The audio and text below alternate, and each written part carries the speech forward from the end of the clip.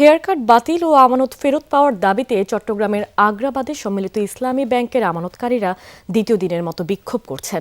এ বিষয়ে আরও জানাচ্ছেন আমাদের সহকর্মী শহীদুল সুমন।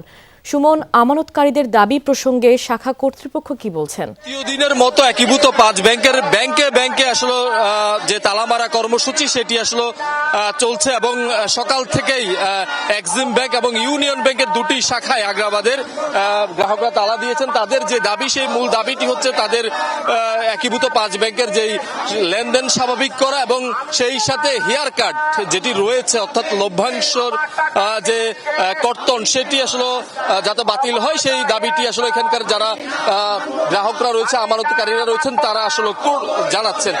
একই সাথে আমরা গতকালও দেখেছি খাতুনগঞ্জের এই পাঁচটি ব্যাংকের বিভিন্ন শাখায় কিন্তু তারা তালা দিয়েছিল এবং সেই শাখাগুলোতে আসলে লেনদেন বন্ধ করে দিয়েছে। আজকেও আমরা দেখছি তারা আগ্রাবাদ এলাকায় যে পাঁচটি ব্যাংকের শাখা রয়েছে সেখানে তারা যাচ্ছেন এবং তালা দিচ্ছেন।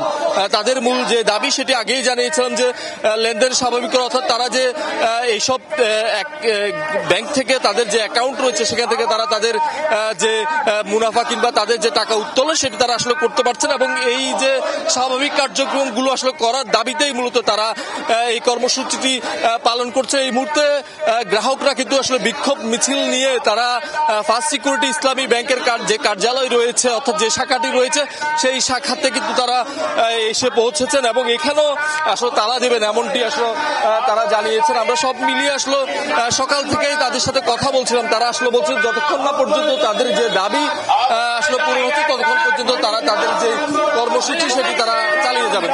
এই ছিল আমার কাছে চট্টগ্রাম থেকে একীভূত পাঁচ ব্যাংকের আমানতকারীদের যে বিক্ষোভ, সেই বিক্ষোভের খবরাখবর।